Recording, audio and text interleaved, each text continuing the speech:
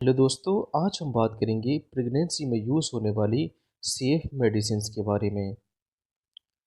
चलिए दोस्तों शुरू करते हैं। यहाँ पर मेडिसिन को 5 कैटेगरी में डिवाइड किया गया है। Category A, category B, category C, category D और कैटेगरी एक्स। ए कैटेगरी वाली मेडिसिन प्रेगनेंसी में सेफ मानी जाती हैं, जबकि एक्स कैटेगरी वाली मेडिसिन प्रेगनेंसी में सेफ नहीं मानी जाती हैं। वह मेडिसिन जो प्लेसेंटा को क्रॉस कर कर एम्ब्लाइकल कोड के थ्रू एम्ब्रियो, फीटस या बच्चे में अपना टेरेटोजेनिक इफेक्ट दिखाती हैं, उन मेडिसिन को प्रेगनेंसी में अनसेफ माना जाता है और उन मेडिसिन को कैटेगरी एक्स में रखा जाता है। टेरेटोजेनिक इफेक्ट के कारण बच्चे में कुछ एबनॉर्मलिटीज दिखाई पड़ती हैं, जैसे कि हम यहाँ पर स्क्रीन पर देख पा रहे हैं। ये टेरेटोजेनिक इफेक्ट के कारण बच्चे में कुछ एबनॉर्मलिटीज हैं। अब बात कर लेते हैं कुछ सेफ मेडिसिन के बारे में। सबसे पहले बात करेंगे एंटीबायोटिक्स मेडिसिन के बारे में। एंटीबायोटिक्स मेडिसिन ये वह मेडिसिन होती हैं जो बैक्टीरिया की ग्रोथ को या तो रोक देती हैं या बैक्टीरिया को किल कर देती हैं। प्रेगनेंसी में यूज़ होने वाली सेफ एंटीबायोटिक्स मेडिसिन जैसे कि ampicillin, penicillin G, amoxicillin, cefixime, cefpodoxime, erythromycin और एजिथ्रोमाइसिन। तो ampicillin, penicillin G, amoxicillin, cefixime, cefpodoxime, erythromycin और एजिथ्रोमाइसिन ये एंटीबायोटिक्स मेडिसिन प्रेगनेंसी में सेफ मानी जाती हैं। बात कर लेते हैं इनकी डोज के बारे में। तो पेनिसिलिन जी और एमोक्सिसिलिन 375 मिलीग्राम ये पेशेंट को दिन में 2 बार मतलब कि बीडी दे सकते हैं, जबकि एमोक्सिसिलिन 500 और एम्पिसिलिन 250 मिलीग्राम ये भी पेशेंट को दिन में 2 बार दे सकते हैं। नेक्स्ट आती है सिफोडोक्सिम और सिफेक्सिम। सिफोडोक्सिम 200 मिलीग्राम और सिफेक्सिम 200 मिलीग्राम इसको भी पेशेंट को दिन में 2 बार, और एरिथ्रोमाइसिन की 250 मिलीग्राम इसको पेशेंट को बीडी दिन में 2 बार दे सकते हैं, जबकि एजिथ्रोमाइसिन की 500 मिलीग्राम ये दिन में एक ही बार देनी होती है, मतलब कि ओडी वंस अ डे देनी होती है। नेक्स्ट बात कर लेते हैं एंटीबायोटिक्स इंजेक्शन के बारे में। एंटीबायोटिक्स इंजेक्शन जैसे कि सेफ्ट्राइक्सोन और सीफोटेक्सिम मतलब कि टैक्सिम, मोनोसेफ या सेफ्ट्राइक्सोन की 2 ग्राम डोज पेशेंट को दिन में 2 बार, जबकि टैक्सिम की 1 ग्राम या 500 मिलीग्राम डोज पेशेंट को दिन में 2 बार दे सकते हैं। नेक्स्ट बात कर लेते हैं पेन किलर मेडिसिन के बारे में। पेन किलर मेडिसिन मतलब कि एनाल्जेसिक मेडिसिन ये वह मेडिसिन होती हैं जो दर्द निवारक की तरह काम करती हैं, मतलब कि दर्द को कम करने में इनका यूज़ किया जाता है। तो सबसे पहले आती है इबुप्रोफिन। इबुप्रोफिन को 20 वीक 20 सप्ताह तक सेफ माना जाता है, इसके बाद इसको नहीं लेना होता है। जबकि पीसीएम पैरासीटामोल टैबलेट जो कि एक एंटीपायरेटिक मेडिसिन होती है। एंटीपायरेटिक मेडिसिन वह मेडिसिन होती है जो बुखार को कम करने में जिनका यूज़ किया जाता है। तो एंटीपायरेटिक के साथ साथ ये माइल्ड पेन हल्के फुल्के दर्द को कम करने में इसका यूज़ किया जाता है।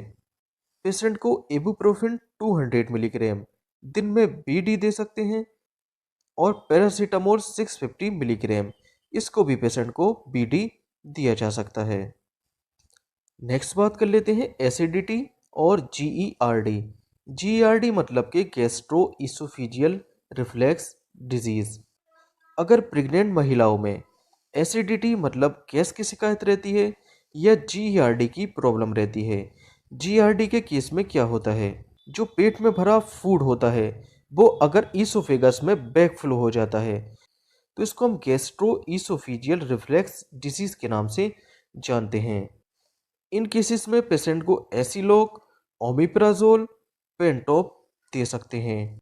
तो एसिलोक की 300 मिलीग्राम डोज और ओमिप्राजोल की 20 मिलीग्राम डोज, पेंटाप्रोजोल की 40 मिलीग्राम डोज इसको पेशेंट को दिन में 2 बार एज अ बीडी दिया जा सकता है। जबकि बात कर लेते हैं पेंटोप इंजेक्शन के बारे में।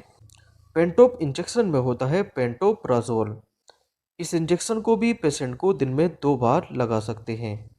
नेक्स्ट बात कर लेते हैं डायरिया, दस्त या पेचिश के बारे में। देखिए डायरिया के केस में क्या होता है, हमारी इंटेस्टाइन मतलब कि आंत से अगर वाटर और इलेक्ट्रोलाइट्स एब्जॉर्ब नहीं होते हैं तो ये स्टूल को जो है पतला कर देते हैं। इसी को हम डायरिया या पेचिस के नाम से जानते हैं। डायरिया के केस में यहाँ पर लोपिरामाइड टेबलेट का यूज़ किया जाता है।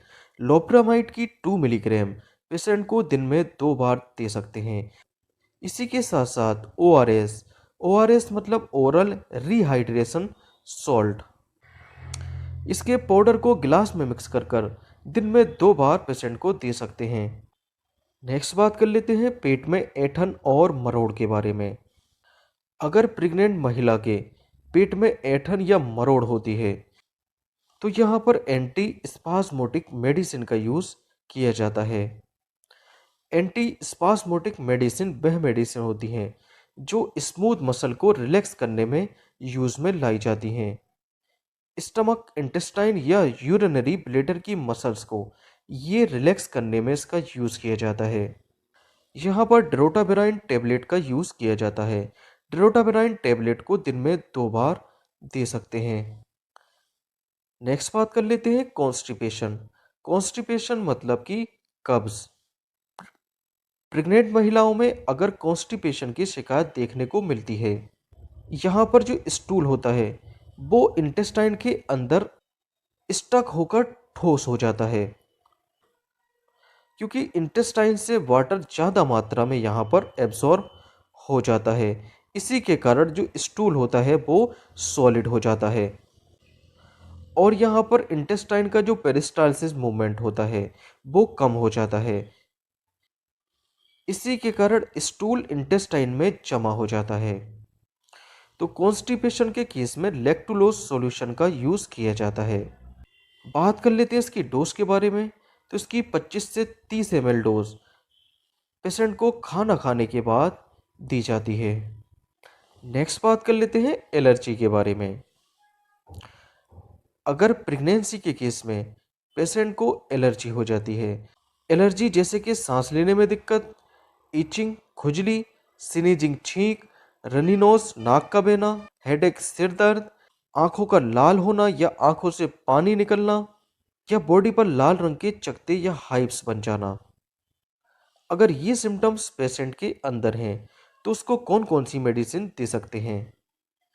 यहाँ पर फेनिरामाइन मिलेट, जिसको हम एबिल के नाम से जानते हैं, और लोराटिडिन, लिवोसिट्रिजिन, प्रोमिथाजाइन, इनमें से किसी एक मेडिसिन का यूज़ कर सकते हैं। तो एबिल 25 को दिन में 2 बार दिया जा सकता है। लोराटिडिन 10 मिलीग्राम को दिन में 2 बार दिया जा सकता है। लिवोसिट्रिजिन 5 मिलीग्राम को दिन में ओडी या बीडी दोनों तरीके से दे सकते हैं, जबकि फिनेरगन 25 को दिन में 2 बार दे सकते हैं। नेक्स्ट बात कर लेते हैं नोजिया, वोमिटिंग और मॉर्निंग सिकनेस। महिला जब प्रेग्नेंट हो जाती है तो प्रेगनेंसी के दौरान प्लेसेंटा से एससीजी हार्मोन निकलना शुरू हो जाता है। एससीजी मतलब ह्यूमन कोरियोनिक गोनेडोट्रोफिन हार्मोन।